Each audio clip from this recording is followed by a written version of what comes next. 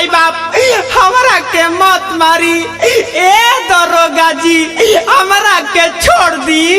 अच्छा छोड़ दी, साला सब ढोंगी बाबा है।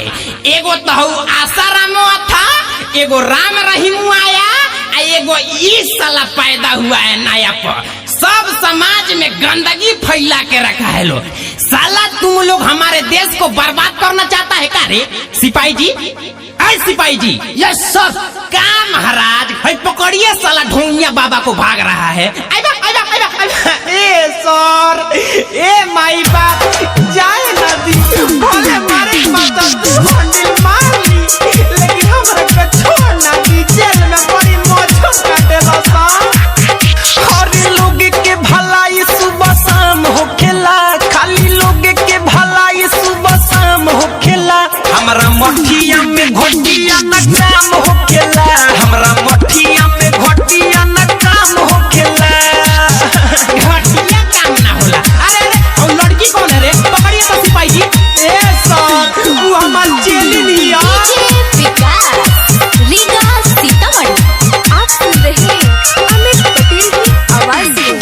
लोगे खाती जिए निया, लोगे खाती मरे नी, लोगे के भलाई खाती झाड़ फूक करे नी। हे दरोगा जी लोगे खाती जिए निया, लोगे खाती मरे नी, लोगे के भलाई खाती झाड़ फूक करे नी। हमारे दवाई से आराम होखेला, हमारे दवाई से आराम होखेला।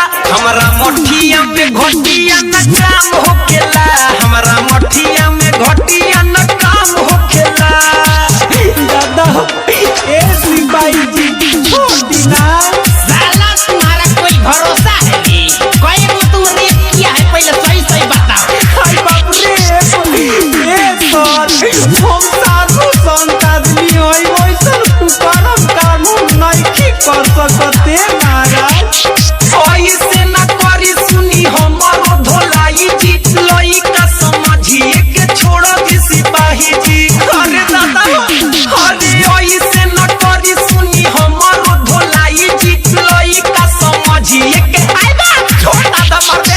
अच्छा काम कोइला से नाम होखेला, अच्छा काम कोइला से नाम होखेला।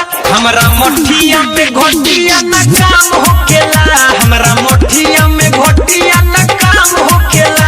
हर लोग के भलाई सुबह शाम होखेला, खाली लोग के भलाई सुबह शाम होखेला। हमरा मठिया में घोटिया न काम